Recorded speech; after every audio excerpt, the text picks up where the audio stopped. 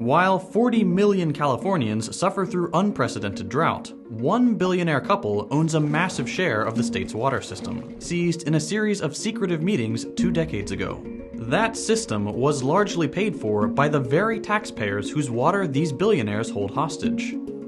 Urban water systems are desperate for water, but in 2023, they'll receive just 5% of what they requested from the state. The Resnicks are the biggest farmers in California. As of 2007, they owned 4 San Francisco's worth of farmland. And nearly half of Americans buy at least one of their products. Their pistachios, their pomegranate juice, their mandarins, their flowers.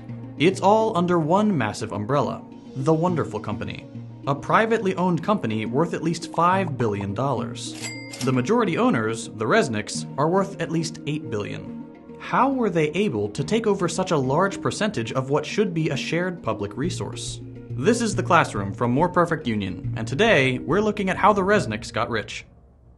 Linda is a former child actress, the daughter of Jack Harris, a successful movie distributor of the 1950s, most well known for The Blob. Starring Steve McQueen and a cast of exciting young people.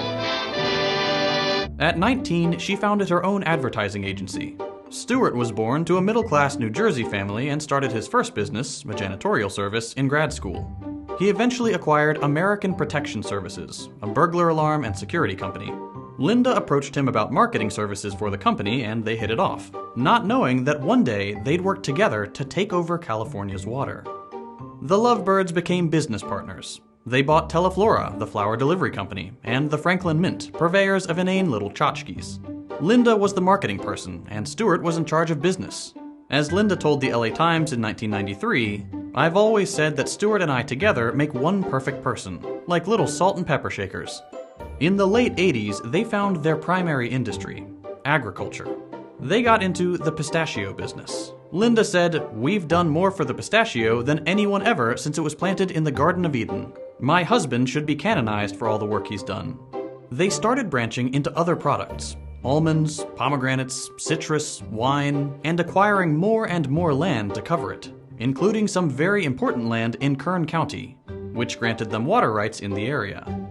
As the Resnicks were building their empire, the state of California was building new water infrastructure with taxpayer money. California's natural water supply is very inconsistent. Vastly differing amounts of rainfall means the state can go from surplus to drought and back very easily.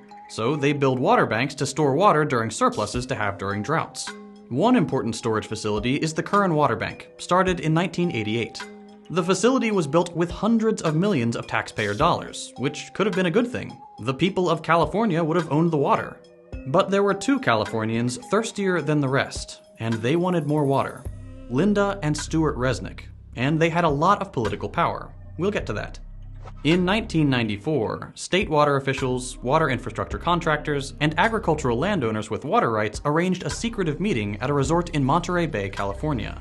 These groups, a mix of private companies and public agencies, rewrote California's water rules without any input from voters, taxpayers, or legislators. The new rules, called the Monterey Plus Agreement or the Monterey Amendments, were devastating for working Californians, and great for agriculture billionaires. The original code included urban preference, a long-standing rule that in times of drought, the state water board would give urban areas, where people live, access to water supplies before agricultural interests. Monterey axed that. That means that in times of drought, the water systems for normal Californians would have to buy water from private companies, because they weren't getting it from the state. The new agreement also loosened regulations on paper water. That's water that doesn't necessarily exist anywhere but on paper. The full quantities of water that providers could have, but don't actually need to have. Today, 5 times as much water has been promised and sold as actually exists. And importantly, the meeting changed ownership of the Kern Water Bank. What once belonged to the state was transferred to a few private water contractors, one of which was Westside Mutual, a wholly owned subsidiary of Wonderful Foods. The wonderful employee who runs Westside, Bill Phillimore, is the chairman of the public organization that manages the Kern Water Bank. Boom. One secret meeting, and the Resnicks owned nearly 60% of an important California water resource, built with hundreds of millions of dollars in taxpayer money. The new ownership, combined with the rules on paper and surplus water, meant that during times of drought, the Resnicks could sell Kern water back to the state water systems. They took Californian taxpayers' water and sold it back to them, both literally as the water supply and also to grow expensive food like gourmet pistachios and pomegranate juice. They converted the people's water into products many can't afford. And that's just one water bank.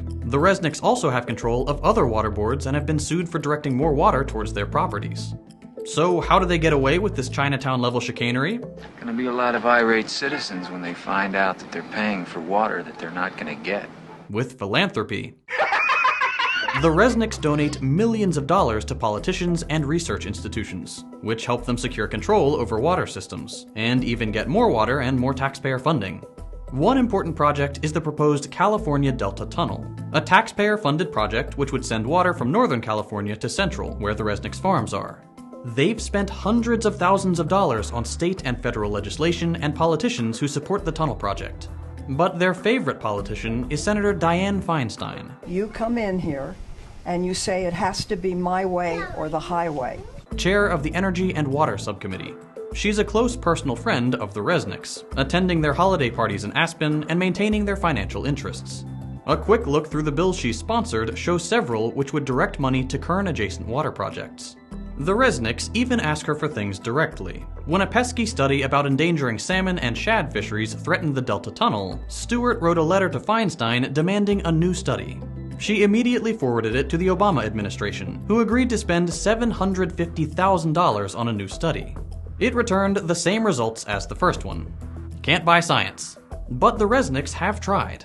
They are among the top donors to the University of California system, with their donations focusing on agricultural and ecological studies. The Resnicks have basically bought entire departments who put out studies on how water systems should be managed, and where funding should go. That leads to even more federal and state taxpayer dollars being used to fix up what the Resnicks profit off of. This is all bad for California, even in a capitalistic sense. Agriculture uses 80% of California's water, but only represents 2% of its GDP. The Resnicks' water monopoly is just one way their quest for wealth hurts the rest of us. They allegedly lobby for increased tensions with Iran to keep embargoes on superior Iranian pistachios. Their giant crops lead to monocultures which kill important pollinators. They siphon taxpayer dollars into the company town charter schools they own, set up to train children to work for their farms. And of course, like any company of this size, they exploit their workers. We need to treat water for what it is: a necessary public resource, a human right, and something that shouldn't be owned by anyone, and work towards legislative change that stops people like the Resnicks from stealing it.